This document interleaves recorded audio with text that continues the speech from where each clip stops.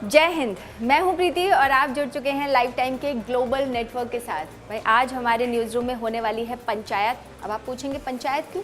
क्योंकि पंचायत 3 की कल्याणी खत्री हमारे साथ हैं और इस वक्त स्टूडियो में मौजूद हैं। लेकिन उनकी पहचान सिर्फ इतनी ही नहीं है। आपको मैं बता देती हूँ कि कल्याणी खत्री को 17 साल की उम्र में इंदिरा गांधी अवार्ड भी मिल चुका है। वो एक बेहतरीन डांसर हैं, सिंगर हैं, योगा करती हैं, फिटनेस फ्रीक हैं। तो अब हम सीधे उन्हीं के पास चलते हैं और उन्हीं से पूछते हैं उनकी जर्नी के बारे में।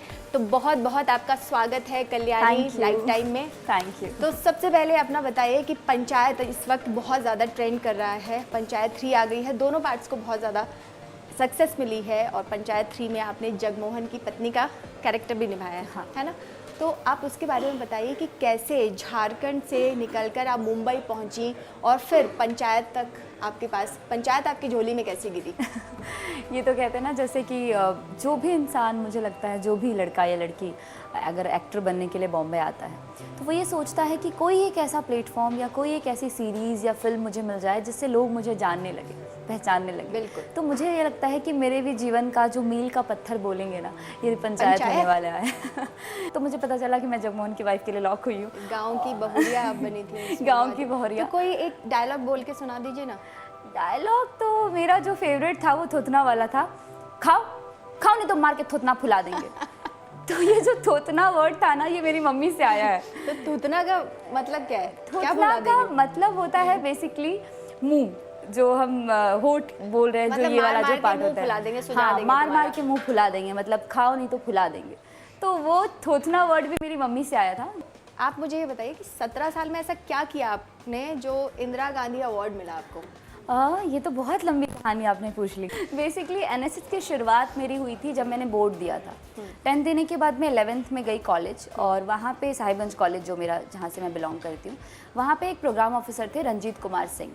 उन्होंने कहा कि बेटा तुम डांस अच्छे करती हो, सब अच्छा करती हो, एनएसएस ज्वाइन कर लो। मैंने कहा एनएसएस क्या होता है? एनसीसी सुना था, हाँ। एनएसएस नहीं सुना था उस वक्त, राष्ट्रीय सेवा योजना हिंदी में कहते हैं। हाँ। तो मैंने कहा कि मैं क्या करूँगी इसमें?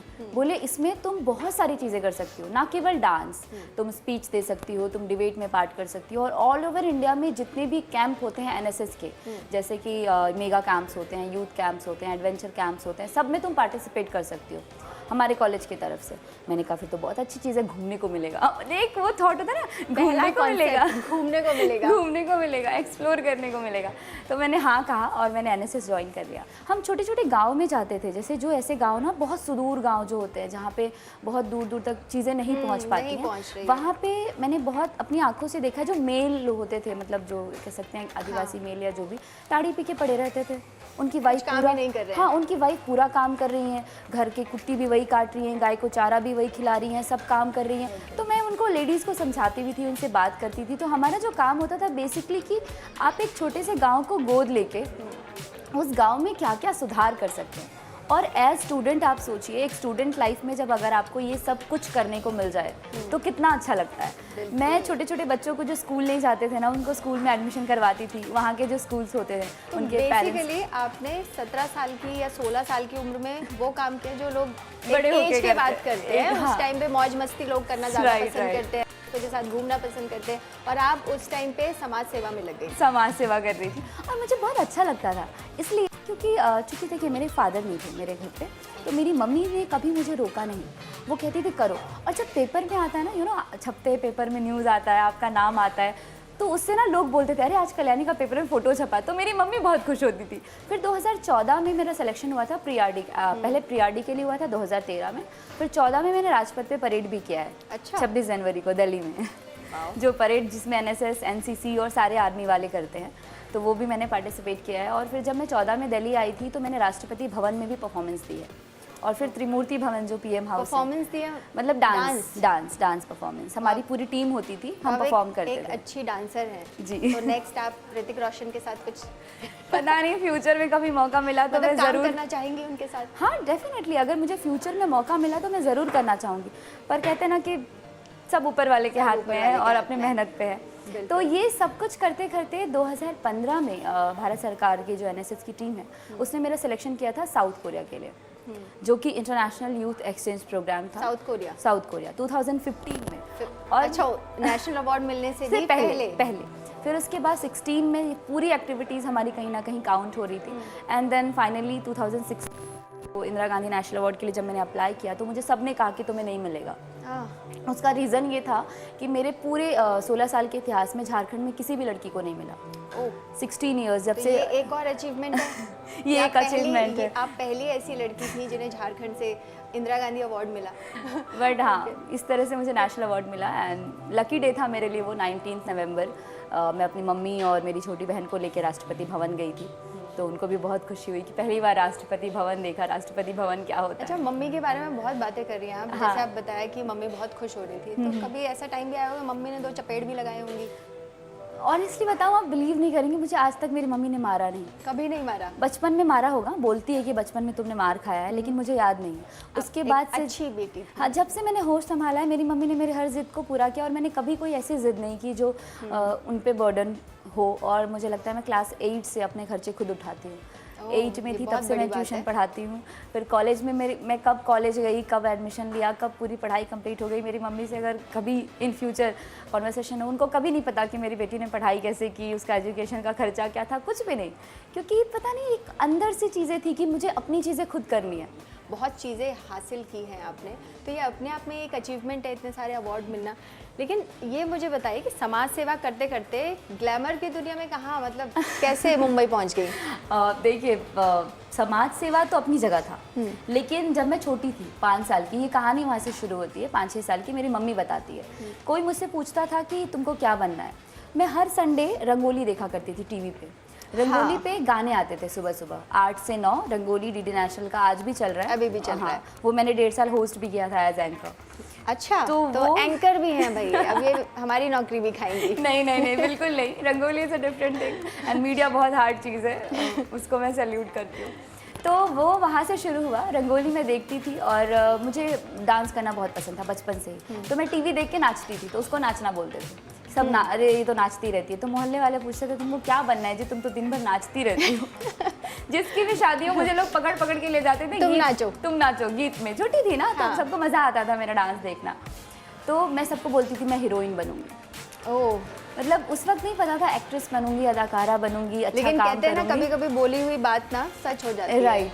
तो मैं ऐसे कहती मैं हीरोइन बनूंगी। तो क्योंकि पर्दे पे ना सिर्फ 2 चीज़ें दिखती थी टीवी पे, हमें एक हीरो होता है, एक हीरोइन होती है। हाँ, तो पता था दिमाग में छोटे बच्चे क्या समझेंगे, तो वही हीरोइन होती है, तो वही बनना है। अब समझ आया कि एक अच्छी एक्ट्रेस बन जाऊँ, अच्छा काम करूँ, यही काफ़ी है। हीरोइन बनना और ये सब तो बहुत दूर की बात है। तो वो चीज़ वहाँ से आई। तो मुझे आना तो बॉम्बे था, लेकिन जब आप एक छोटे से शहर से बिलोंग करते हैं ना, तो बहुत प्रॉब्लम होती है आपको वहाँ से वहाँ की सोच को बॉम्बे लेके आना, करना, क्योंकि वहाँ तो पढ़ा लें, मतलब आप कॉलेज जा रहे हो, वही बहुत बड़ी बात होती है। बहुत बड़ी बात होती है। इवन मैं मास कॉम करना चाहती थी वहाँ पे, पर हमारे कॉलेज में था ही नहीं, सब्जेक्ट ही नहीं था। मास कॉम क्या होता है मुझे ये भी नहीं पता। मेरी एक टीचर थी हेड स्कूल में, उनका नाम नहीं बताना चाहूँगी। मैंने उनको बोला कि मैम मैं बोर्ड के बाद ना मास कॉम करूँगी। तो बोलते हैं मास कॉम क्या होता है? फिर मैंने उनको बताया उसमें मीडिया के बारे में पढ़ाते हैं, काफ़ी कुछ आप सीख सकते हो, और जिस फील्ड में मुझे जाना है, mass communication is a right thing. पर उस वक्त हमारे कॉलेज में था नहीं, अफसोस की बात है, तो मैंने किया नहीं। पर ये कह सकते हैं कि नहीं किया, फिर भी मैंने साथ ही साथ कथक सीखना शुरू कर दिया इलाहाबाद प्रयाग यूनिवर्सिटी से, और वो सीखा क्योंकि मुझे पता था कि मुझे जाना वहाँ है, जो मेरा एम है वो वही है। फिर बहुत कुछ करने के बाद माया नगरी, फिर बहुत कुछ करने के बाद जब मेरी पढ़ाई लिखाई कंप्लीट हो गई, 19th में मैंने एमए कंप्लीट किया साहिबगंज कॉलेज से इकोनॉमिक्स में। और उसके बाद मैंने कहा कि अब हो गया मेरा पढ़ाई, अब मुझे इकोनॉमिक्स में अर्थशास्त्री नहीं बनना है, मेरे को मुंबई जाने दो। तो मुझे हीरोइन बनना है, मुझे वो काम करना है जो मेरा मन कह रहा है। पर मेरे घर पे ये था कि मम्मी का कि कैसे जाओगी बॉम्बे में, कैसे रहोगी, आपको पता है माया नगरी के बारे में सबकी सोच। मेरी मम्मी की भी थोड़ी वैसी थी कि स्ट्रगल बहुत है, वहाँ पर बहुत सारे लोग हैं लेकिन वापस आ जाते हैं। सक्सेस बहुत कम लोगों को मिलती है, बहुत कम लोगों को मिलती है, और बहुत पेशेंस के साथ आपको लगे रहना पड़ता है। तो मेरी मम्मी का ऐसा था कि क्या करोगी तुम वहाँ अकेली, कोई है भी नहीं, कोई गॉडफादर नहीं है मेरा कि मैं आई अच्छा अरे मुझे ले लीजिए, तो वैसा भी है नहीं।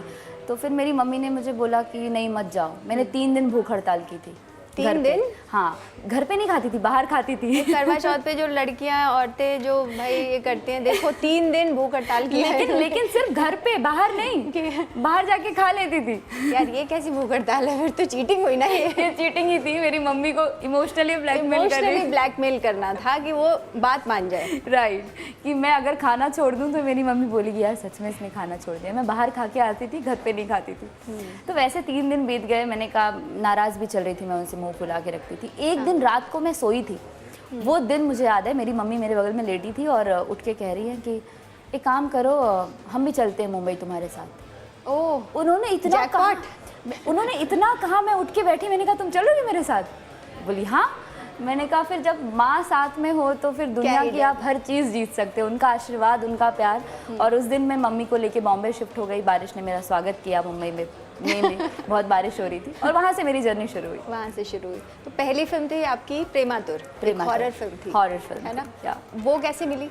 टीवी में एक एडी थे, उन्होंने मेरा काम देखा था कि ये लड़की अच्छा करती है, तो वो लोग एक फ़िल्म बना रहे थे, उसमें भी वो एडी थे उस फिल्म में। अच्छा। तो उन्होंने मुझे बोला कि आप अपनी प्रोफाइल भेजिएगा, एक फ़िल्म है। हिंदी फिल्म सुनते ही लगता अरे वाह हिंदी फिल्म है, तो तुरंत प्रोफाइल भेजी मैंने, फ़ोटोज़ जो नॉर्मली फ़ोटोज़ वगैरह भेजे जाते हैं।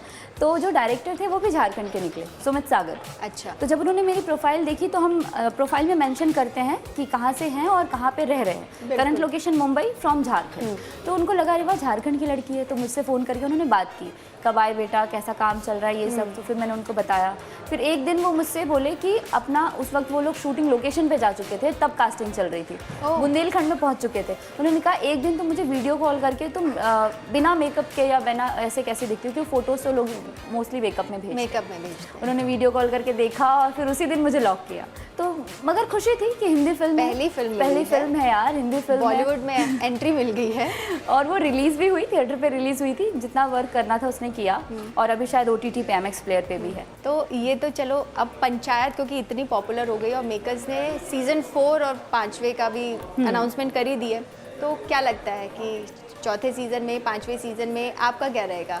सीज़न 4 और सीज़न 5 का आई एम नॉट श्योर, अभी तक मुझे भी नहीं पता इनफैक्ट कि मैं हूँ कि नहीं, क्योंकि चंदन सर द जीनियस मैन, वो राइटर हैं और वो कुछ भी लिख सकते हैं। हाँ। हो सकता है हमारे सामने वाली सड़क बना दे, टूटी हुई है ना घर के सामने वाली सड़क, फिर बोल देंगे देख रहा है ना विनोद, सड़क भी बन गया, देख रहा है। तो बेसिकली बवासीर है वो सड़क, जिसको बनरागस कहता है बवासीर है ये।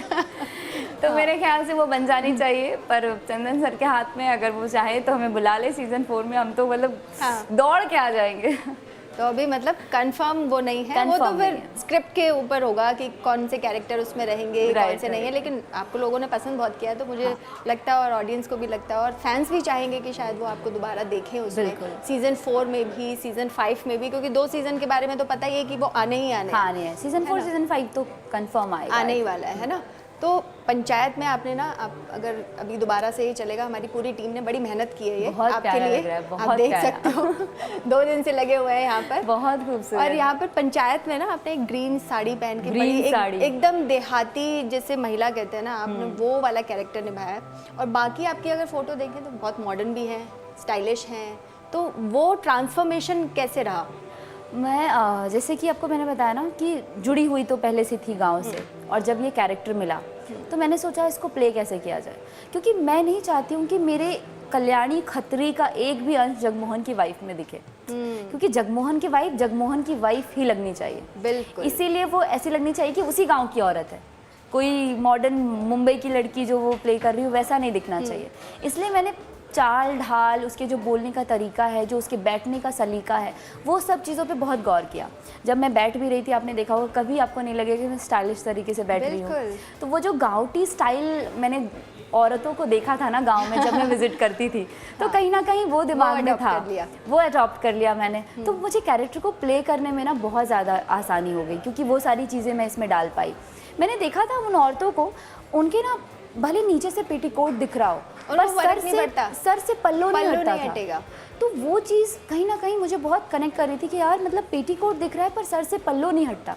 ये शायद उनकी अपनी मान्यता, ऐसा नहीं मैं पल्लो पे विश्वास रखती हूँ कि होना ही चाहिए, पर उनका जो रहन सहन था वैसा था तो मैं उसको ही कॉपी करना चाहती थी पूरे टाइम, और मैंने वही किया।